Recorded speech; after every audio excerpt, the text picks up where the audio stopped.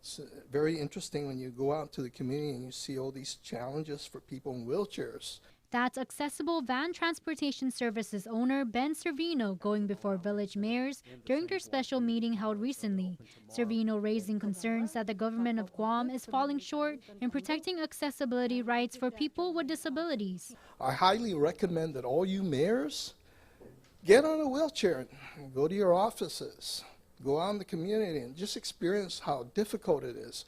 Once you experience that, then you really know how difficult it is for others. He says the mayor's offices are one of those public buildings difficult to access for people with mobility impairments.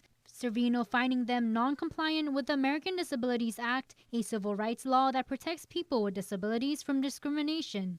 I'm finding that a lot of places I go to mayor's offices, the location and the surface of the parking stall is not in compliance. They're too far from the entrance of the door. It must be closest to the door entrance. I've gone to all the mayor's offices. The parking signage are all faded.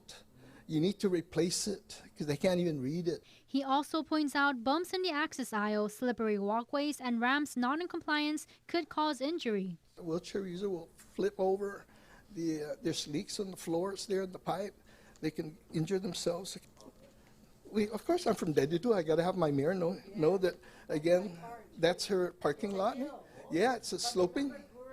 Yeah, Gura built it. Again, government, they don't comply. They don't monitor that.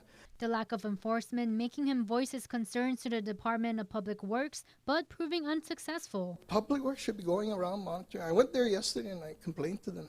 And they said, hey, if you see anything, just, let us know. And they said, we don't have the manpower to go and inspect everywhere. Now he's hoping community leaders take note. If you're going to sponsor and host an event, make sure it's accessible. Even this facility, I recommend you get out of this facility and get another more accessible facility. Servino finding even the building where the Mayors Council of Guam holds their monthly meeting has barriers. It's not accessible. So, please don't be offended. I'm just trying to educate you about the challenges I have to face. I'm not even in a wheelchair.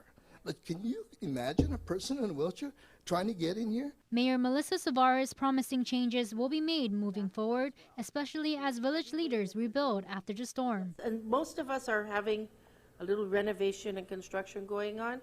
So those are things that you need to we should keep in mind when we're doing that. Mitsuki Hirayama, KUAM News.